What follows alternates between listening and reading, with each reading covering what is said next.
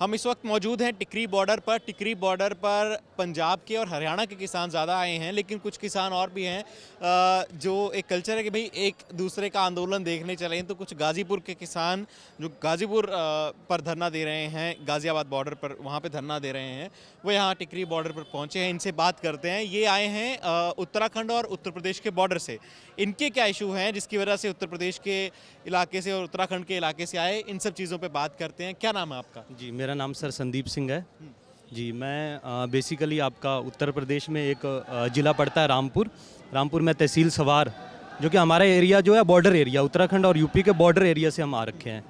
तो हमारा जो संघर्ष चल रहा है, गाजीपुर बॉर्डर पर संघर्ष चल रहा है। लेकिन हम पिछले 3 दिनों से आपका एक रात हम सिंगू बॉर्डर पर आए, एक रात आज हम यहाँ टिकरी बॉर्डर पर हैं, आगे चिल्ला बॉर्डर पर भी जाएंगे। क्योंकि ये जो आंदोलन है ना, ये आंदोलन सिर्फ पंजाब और हरियाणा का नहीं है, ये आंदोलन पूरे हिंदुस्तान का है। चाहे उसमें उत्तर प्रदेश आता है, चाहे उसमें उत्तराखंड आता है, चाहे बिहार आता है, चाहे झारखंड आता है, चाहे पश्चिम बंगाल आता है, सारे स्टेट का ये आंदोलन है। तो उस आंदोलन के समर्थन के लिए तो चलो हम गाजीपुर बॉर्डर पर हैं ही, लेकिन हम यहाँ पर भी, यहाँ का जो भाईचारा है, पंजाब हरियाणा के जो लोग आ रखे हैं, उनका प्रोत्साहन और कितनी मात्रा में लोग आ रखे हैं। क्योंकि जो मीडिया में हमारी रिपोर्ट, जो आपका नेशनल मीडिया, वो तो हमें कुछ भी नहीं दिखाता। नेशनल मीडिया पे हम यकीन आज के समय में नहीं कर सकते। आज हम मान के चलो 10 बजे से हम स्टार्ट हुए हैं, यहाँ से टिकरी बॉर्डर मेन जहाँ पर हम खड़े हैं, यहाँ से हमने अपनी बाइक स्टार्ट की। हम बेसिकली बाइक से आए थे, क्योंकि हमने सभी बॉर्डरों पर घूमना था, तो हमने सोचा बाइक से ही जाते हैं। तो यहाँ से हमने बाइक स्टार्ट की और 2 घंटे तक हमारी बाइक आगे चलती ही गई। जो कि किसान भाई लोग आ रखे हैं, ट्रैक्टर खड़े हैं, वो ख़त्म ही नहीं हुए। तो आप यकीन कर सकते हो कि कितने किलोमीटर तक, 30-35 किलोमीटर लंबा काफिला जो इस बॉर्डर पर दिखाई दे रहा है, टिकरी बॉर्डर पर। ऐसे ही इतने किलोमीटर लंबा काफिला आपके सिंगू बॉर्डर पर है। तो ये बहुत ही अच्छी बात है। और सेंट्रल गवर्नमेंट को इस समय ये समझ लेना चाहिए कि आप ये जो कानून लेकर के आए हो ना, आपने तो सोचा किसानों के हित में है, आप कहते हो किसानों के हित में है, ये कतई भी किसानों के हित में है। अगर किसानों के हित में होते तो इतनी मात्रा में किसान सभी स्टेटों से, सभी राज्यों से चल करके यहाँ पर नहीं आते। तो मैं ये कहना चाहता हूँ सेंट्रल गवर्नमेंट को, इस समय भी मोदी के जो चाटुकार हैं, जो मोदी हमारे प्रधानमंत्री, उसके इर्द गिर्द के लोग हैं, उनको एक राइट इन्फॉर्मेशन देनी चाहिए कि आप एक बार देखिए तो सही, वहाँ बॉर्डर में जो लोग, आप कहते हो कि कांग्रेस या अपोजिशन जो पार्टियां हैं वो इनको बरगलाने का काम कर रही हैं, उनके प्रोत्साहन पर, उनके कहने पर ये लोग आ रखे हैं। आप यहाँ पर, आप भी सर इंटरव्यू लेते होंगे, आप भी इनसे जानते होंगे कि ये क्यों आ रखे हैं। ये अपने हक लेने के लिए आ रखे हैं। जो इन्होंने 3 ऑर्डिनेंस पास किए हैं, उन ऑर्डिनेंस को निरस्त कराने के लिए, और साथ में MSP जो मिनिमम सपोर्टिंग प्राइस है, उस पर कानून बनाने के लिए ये लोग आ रखे हैं। संदीप, आपसे मेरी जब बात हुई, आपने बताया आपकी फैमिली का जो इतिहास है वो आता है पार्टीशन के समय से। जी। तो पार्टीशन के समय में आप जहाँ पे इस समय रह रहे हैं वो उत्तराखंड और उत्तर प्रदेश का है। आप एक सिख फैमिली से आते हैं जो पार्टीशन में वहाँ पर आई। ये क्या पूरा बकवारा, किस तरीके से आप वहाँ पर पहुँचे और अभी आपके क्या इश्यूज़ हैं वहाँ पे फेस करने पड़ रहे हैं आपको, उसके बारे में थोड़ा हमें बताइए। जी सर, जब पार्टीशन हुआ था इंडिया और पाकिस्तान का 1947 में, उस समय हम वहाँ पर पाकिस्तान में रहते थे। पाकिस्तान से हम आए पहले पंजाब में, जो आपका पंजाब प्रांत इस समय हिंदुस्तान में पड़ता है। फिर वहाँ से हम 1950-51 के समय में हम यहाँ पर आए आपके उत्तर प्रदेश में। उस समय उत्तर प्रदेश ही होता था, उत्तराखंड नहीं होता था। तो इस समय हमारी नैनीताल तहसील लगती थी। तो उस समय यहाँ पर जंगल वगैरह होते थे, तो उन जंगलों को उखाड़ करके हमारे दादा परदादा लोगों ने यहाँ पर ज़मीनें बनाई। वो ज़मीनें बनाने के बाद आज तक 70 साल हो गए हैं, हमें उन ज़मीनों का मालिकाना हक नहीं मिला है। यानी कि जो ज़मीनें हैं हमारे पास, वो ज़मीनें इस समय कच्ची ज़मीनें हैं। कच्ची ज़मीनें इन द सेंस, उस ज़मीन पर हमें ना ही किसी प्रकार का कोई लोन मिलता है, किसी प्रकार की कोई भी सरकारी सुविधा उस ज़मीन पर हमें नहीं मिलती है। वो कच्ची ज़मीनें हैं। वो हमारा बहुत बड़ा इशू रहा है। जब भी सरकार आती है, ये आपको वारंट जारी कर देती है यहाँ से उठने का।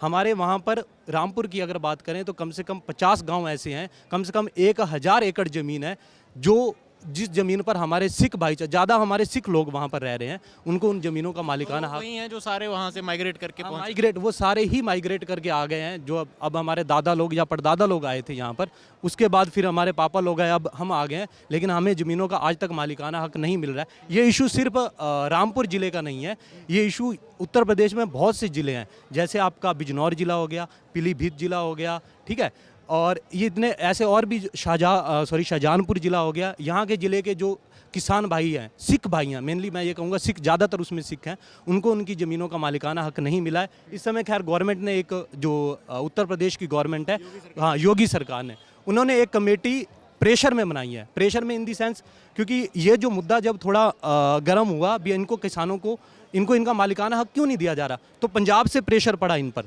मेनली पंजाब से प्रेशर पड़ा। और पंजाब से प्रेशर पड़ने के बाद जो हमारे वहाँ के बिलासपुर के एक विधायक है, राज्य मंत्री भी हैं श्री औलख जी, तो उन्होंने भी ये मुद्दा उठाया और उनके मुद्दे में एक कमेटी का गठन किया गया है योगी सरकार के द्वारा।